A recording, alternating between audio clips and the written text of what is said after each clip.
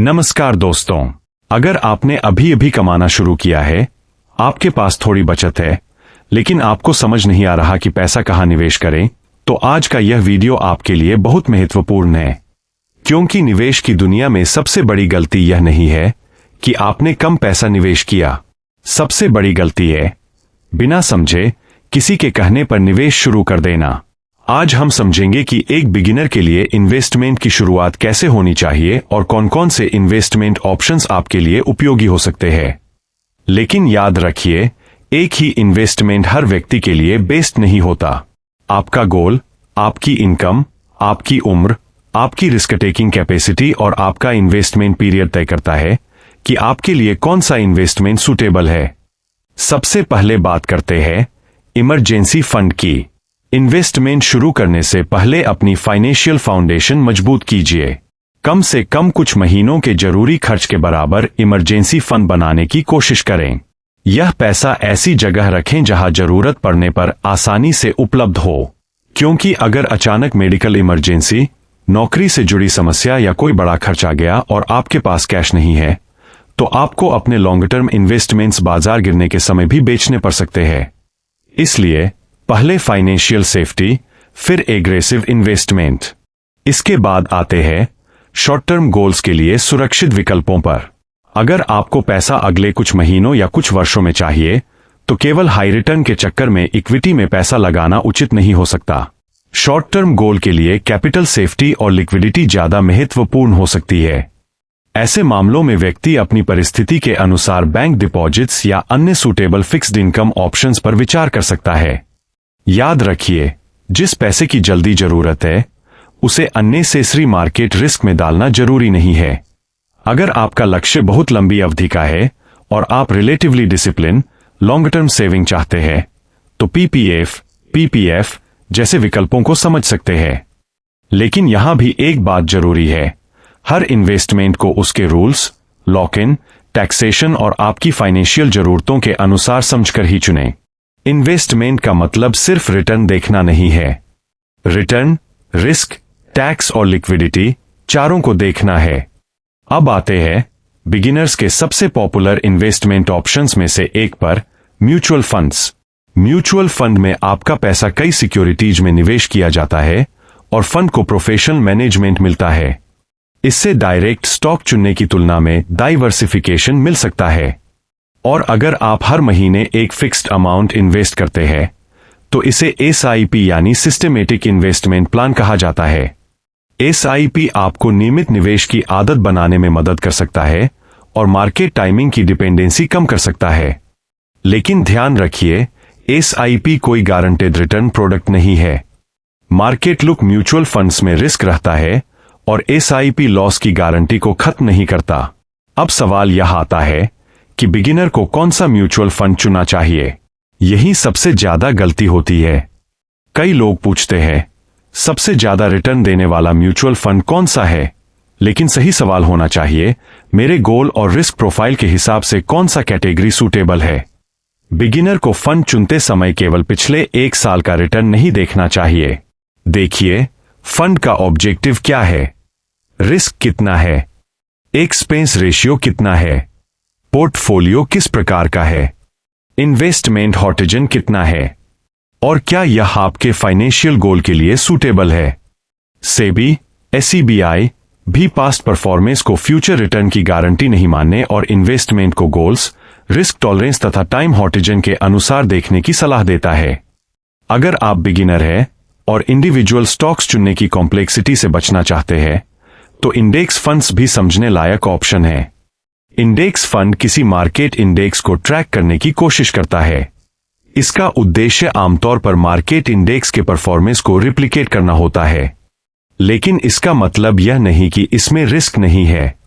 Market गिर सकता है और इन्वेस्टमेंट वैल्यू भी गिर सकती है। इसलिए इंडेक्स फंड सिंपल हो सकता है, लेकिन रिस्क फ्री नहीं। डायरेक्ट स्टॉक्स में जल्दबाजी बिल्कुल न करें। स्टॉक मार्केट में पैसा बन सकता है, लेकिन इंडिविजुअल स्टॉक्स में इन्वेस्टमेंट करने के लिए company analysis, valuation, business model और रिस्क को समझना जरूरी है। बिगिनर के लिए केवल किसी दोस्त, व्हाट्सएप ग्रुप या सोशल मीडिया इन्फ्लुएंसर की रिकमेंडेशन पर स्टॉक खरीदना खतरनाक हो सकता है। अगर आपको किसी कंपनी के बारे में पता ही नहीं है कि वह पैसा कैसे कमाती है, तो सिर्फ शेयर प्राइस देखकर इन्वेस्टमेंट मत कीजिए। पहले सीखिए, फिर इन्वेस्ट कीजिए।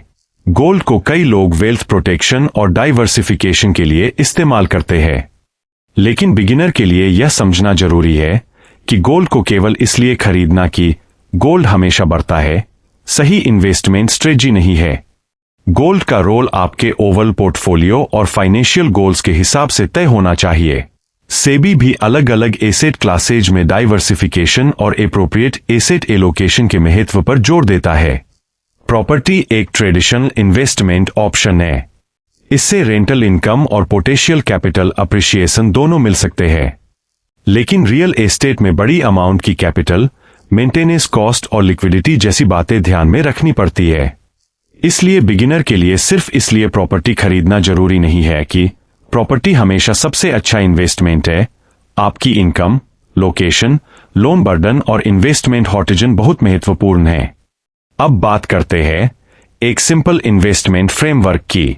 अगर आप बिगिनर है तो इन्वेस्टमेंट को कॉम्प्लिकेटेड बनाने की जरूरत नहीं है। एक सिंपल अप्रोच अपनाइए। सबसे पहले अपनी मंथली इनकम और एक्सपेंसेस को समझें। दूसरा, इमरजेंसी फंड तैयार करें। तीसरा, हाई कॉस्ट डेट को कंट्रोल करें। चौथा, अपने फाइनेंशियल गोल्स लिखिए, जैसे घर खरीदना, बच्चों की एजुकेशन, रिटायरमेंट, ट्रैवल या वेल्थ क्रिएशन। पांचवा, हर गोल के लिए टाइम हॉरिजॉन तय कीजिए, शॉर्ट टर्म, मीडियम टर्म या लॉन्ग टर्म। और छठा, फिर रिस्क के अनुसार एसेट एलोकेशन तय कीजिए और उसके बाद इन्वेस्टमेंट प्रोडक्ट्स चुनिए। यही डिसिप्लिन अप्रोच आपको रैंडम इन्वेस्टिंग से बचा सकती है। इसे एक उदाहरण से समझते हैं। मान लीजिए आपकी मंथली इनकम 50,000 रुपए है और सभी जरूरी खर्चों के बाद आप 10,000 रुपए इन्वेस्ट कर सकते हैं। तो शुरुआत में यह सोचने के बजाय कि 10,000 को कहाँ लगाऊं ताकि सबसे ज्यादा रिटर्न मिले, पहले पूछिए मेरे गोल्स क्या है। अगर इमरजेंसी फंड ही नहीं है तो पहले फाइनेंशियल सेफ्टी बनाना जरूरी हो सकता है। अगर इमरजेंसी फंड तैयार है और गोल लॉन्ग टर्म वेल्थ क्रिएशन का है, तो suitable diversified market linked investments पर विचार किया जा सकता है। और अगर पैसा कुछ ही वर्षों में चाहिए, तो ज्यादा वोलेटाइल इन्वेस्टमेंट्स पर पूरी तरह निर्भर रहना उचित नहीं हो सकता। यानी इन्वेस्टमेंट प्रोडक्ट से पहले इन्वेस्टमेंट पर्पस तय कीजिए। अब बात करते हैं उन गलतियों की जो बिगिनर्स को अवॉइड करनी चाहिए। पहली गलती, बिना गोल के इन्वेस्टमेंट। दूसरी गलती, सिर्फ पास्ट रिटर्न देखकर इन्वेस्टमेंट करना। तीसरी गलती, पूरा पैसा एक ही एसेट में लगाना।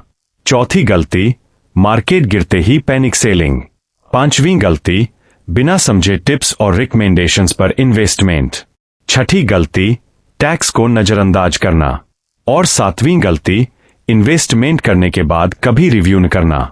सेबी भी इन्वेस्टर्स को पीरियडिकली अपनी फाइनेंशियल नीड्स और पोर्टफोलियो की समीक्षा करने तथा जरूरत के अनुसार रिबैलेंसिंग करने की सलाह देता है। दोस्तों, इन्वेस्टमेंट में सबसे जरूरी चीज है तो शुरुआत में यह सोचने के बजाय कि 10,000 को कहाँ लगाओ ताकि सबसे ज्यादा रिटर्न मिले, पहले पूछिए मेरे गोल्स क्या है। अगर इमरजेंसी फंड ही नहीं है तो पहले फाइनेंशियल सेफ्टी बनाना जरूरी हो सकता है। अगर इमरजेंसी फंड तैयार है और गोल लॉन्ग टर्म वेल्थ क्रिएशन का है, तो suitable diversified market linked investments पर विचार किया जा सकता है। और अगर पैसा कुछ ही वर्षों में चाहिए, तो ज्यादा वोलेटाइल इन्वेस्टमेंट्स पर पूरी तरह निर्भर रहना उचित नहीं हो सकता। यानी इन्वेस्टमेंट प्रोडक्ट से पहले इन्वेस्टमेंट पर्पस तय कीजिए। अब बात करते हैं उन गलतियों की जो बिगिनर्स को अवॉइड करनी चाहिए। पहली गलती, बिना गोल के इन्वेस्टमेंट। दूसरी गलती, सिर्फ पास्ट रिटर्न देखकर इन्वेस्टमेंट करना। तीसरी गलती, पूरा पैसा एक ही एसेट में लगाना। चौथी गलती, मार्केट गिरते ही पैनिक सेलिंग।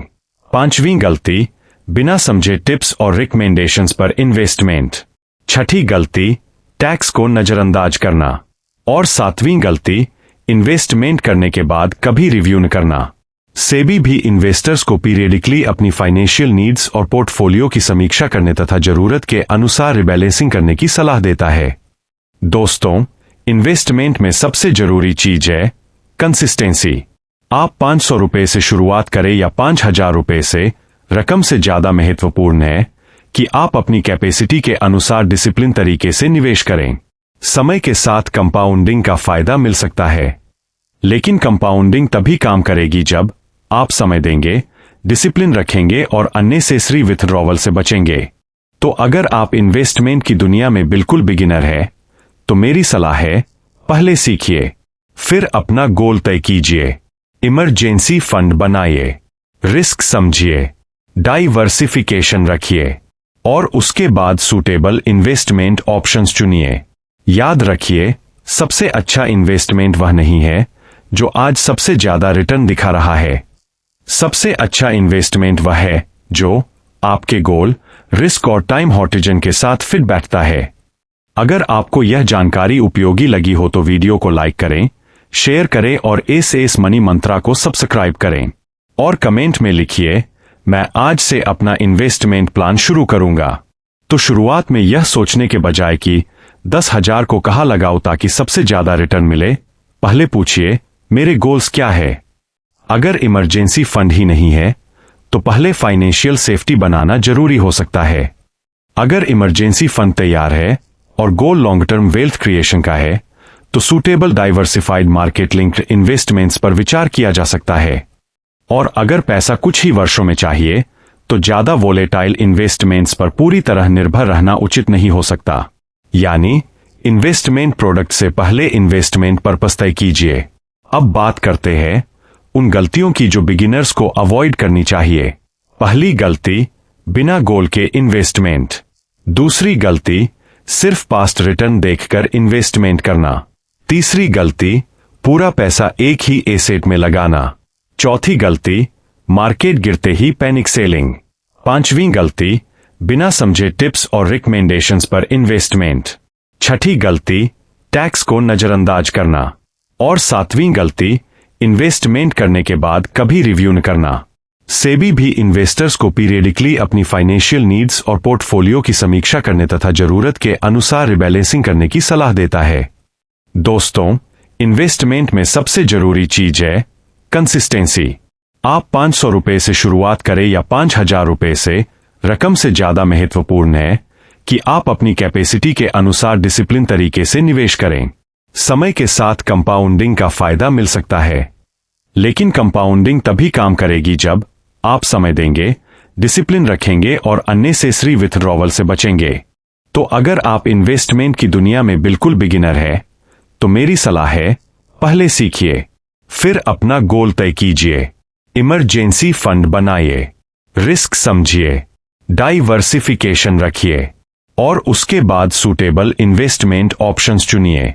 याद रखिए, सबसे अच्छा इन्वेस्टमेंट वह नहीं है जो आज सबसे ज्यादा रिटर्न दिखा रहा है। सबसे अच्छा इन्वेस्टमेंट वह है जो आपके गोल, रिस्क और टाइम हॉरिजॉन के साथ फिट बैठता है। अगर आपको यह जानकारी उपयोगी लगी हो तो वीडियो को लाइक करें, शेयर करें और एस मनी मंत्रा को सब्सक्राइब करें और कमेंट में लिखिए, मैं आज से अपना इन्वेस्टमेंट प्लान शुरू करूंगा। मिलते हैं अगले चैप्टर में। धन्यवाद।